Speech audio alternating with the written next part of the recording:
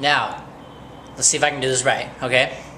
Now, if you saw my very first video, yesterday, and I told y'all that any other movies you want me to review, let me know in the comments below. Well, hold on real quick.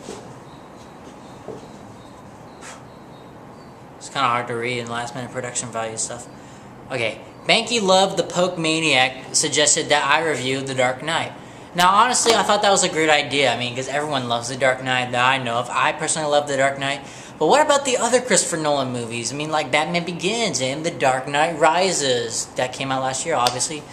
So I decided to not only review The Dark Knight, but review the Christopher Nolan Batman movies, or his Dark Knight trilogy, however you prefer it.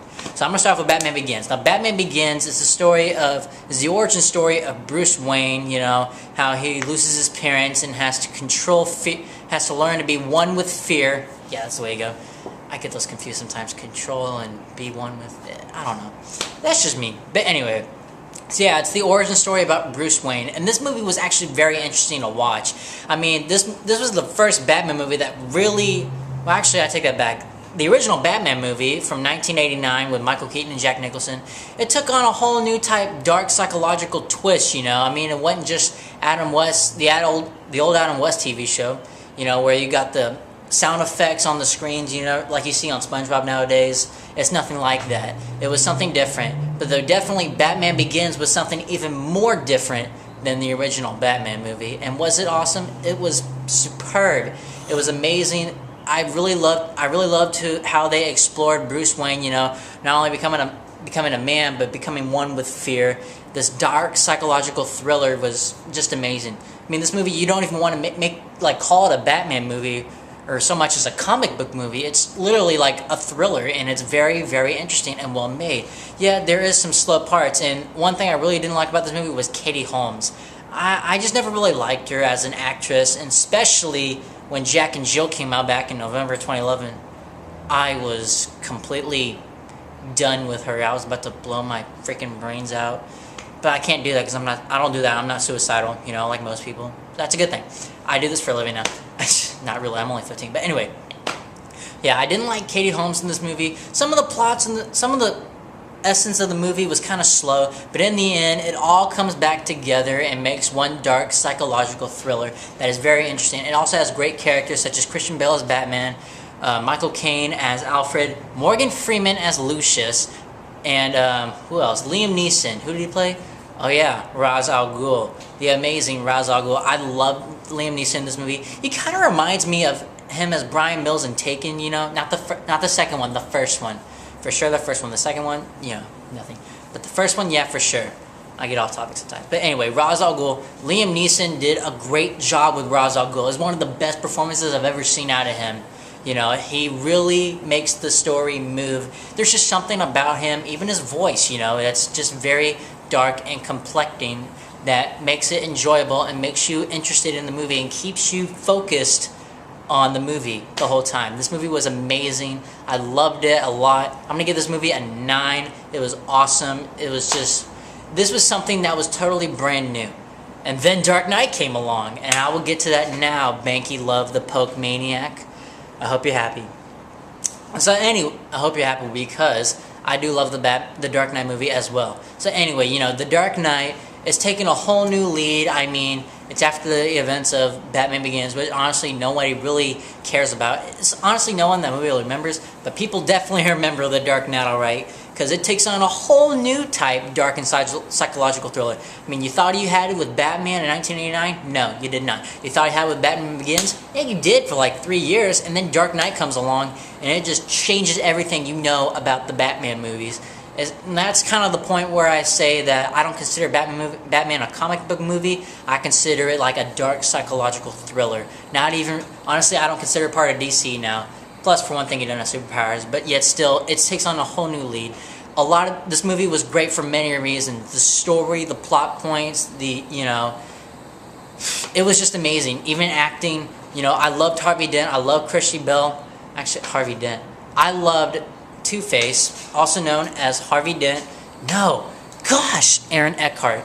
I can never know his name. I mean, I'd never seen him in a lot of movies. I mean, I saw him in Battle LA, which was okay, but this movie is probably his biggest movie role to me. I don't know about to others. I know there's probably like "Thank You for Smoking" and stuff like that that he got a lot of notoriety for, but still, The Dark Knight, Aaron Eckhart in this movie was killer in this movie. And let's not forget Heath Ledger, the Joker, probably the best supervillain and probably the best actor of this past decade.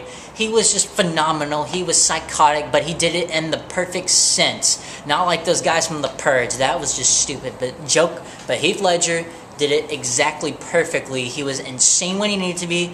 He had purpose, all that, to ruin Gotham. And I don't care if people think about that and judge back to my other review and say, oh, well, he didn't have a purpose, he was just being crazy. Well, you know what? He did have a purpose, okay? But and you could tell it by the way he moves, his mannerisms, everything. This guy had a plan. The other guys in The Purge, they were just... I honestly don't know what they were, but they were something else, way other than Heath Ledger. Now, I'm really sad that Heath Ledger passed away, but he definitely left us with one of his... Actually, I take one of his best. That sounds so stupid. His best movie role ever. This movie was awesome. It had great characters, story plot. Heath Ledger steals the show as the Joker. Flat out, that's the whole purpose of the movie. The Joker. Especially because the Joker is just he's just an iconic villain. That's just the way he is. He's kind of like what people most remember, like Lex Luthor from Superman, or Dr. Octopus from Spider-Man, or something like that. He's a memorable villain, and he definitely makes us keep on remembering the villain, the Joker, because he just did it perfectly. I've said that before. I'm getting over my head. Now let's get to the ratings. I give this movie a 10. This movie is awesome. Actually, I take that back. Usually what I call a 9 is awesome. I take that back. This movie was perfect. It was killer. It was new. It was even darker than the first. I loved it all. Now, whatever your name is, YouTuber, I forgot your name. I'm sorry about that. I hope you're happy that I reviewed The Dark Knight. Now you can skip the rest of this video as I review The Dark Knight Rises. Unless, oh wait, you actually want me to review The Dark Knight Rises. Do you really want me to? I don't care what you think. No, I'm just going to hit.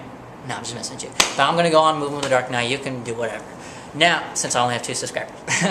Anyway, The Dark Knight Rises, it's been 8 years since, Harvey Dent's All Crime and the Joker, terrorizing Gotham, and when Batman, decided to take the fall of Harvey Dent's crimes. This movie was honestly, this is a hard movie to follow up on. Third movies are always the hardest to follow up on, but there's rarely any movies that actually really did it, like Lord of the Rings. Honestly, that's the only one I can think of right now that actually made the third one amazing and epic. To me, but let me just say this, The Dark Knight Rises wasn't necessarily better than The Dark Knight. Like, if you had to put it on a scale, honestly, The Dark Knight is right here. Dark Knight Rises, it's just like right there, which you'll probably guess my review for the movie, but I'll tell you later. Anyway, but though, this movie yet again has great story, great execution, great characters, and Bane. Oh my god, I loved Bane. Not as much as I loved Heath Ledger's Joker, but I loved Tom Hardy in this movie. I've seen him in Inception, and he was actually pretty good and even funny at times, but this movie is probably his career-defining role, at least for right now. Now, this movie, it has great execution, great story, and, it is a long movie, yes, but honestly, I'm willing to sit down for a 4-hour Christopher Nolan movie if he decides to make one that long. I'm not saying he should, but honestly, I would watch it though, because his movies are very intelligent. They tell great stories. It's not, you may think, oh, it's just about blowing things up, making stuff look cool. No, he has story, he has purpose, and that's what I love about him.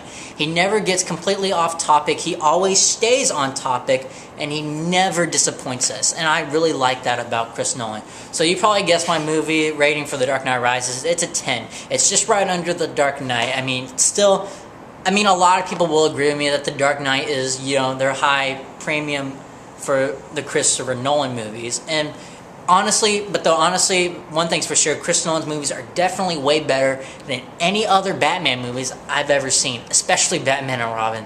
That movie was just bad. But the Chris Nolan movies definitely make up for it. It is amazing just to see Chris Nolan go from movies like Memento and Insomnia, and then go on to the Batman movies and have other 2 movies, like The Prestige and Inception. It just really shows you that Chris Nolan, he has different original ideas that are just completely amazing. I love this guy's originality. I love the movies that he makes. I love the performances that he helps give us, and he's just a very creative dude. He's like one of the best directors I've ever known, and yet he hasn't made a whole lot of movies. He's still just plain amazing. Well, that's my review for you guys. Be sure to like this video, and also leave me a comment to let me know what other movies you want me. Actually, I take it back. Okay, let's do this.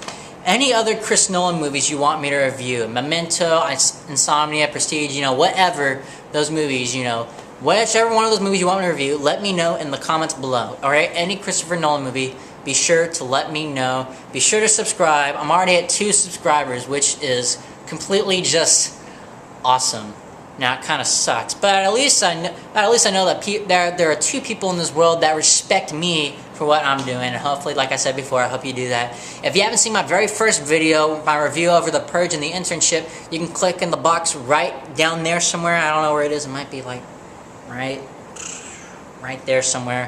Wherever it is, click right there. Be sure, and for sure, I'm going to review Man of Steel, and This Is the End this Friday, since I will be leaving for out of town. I won't be back for a little while.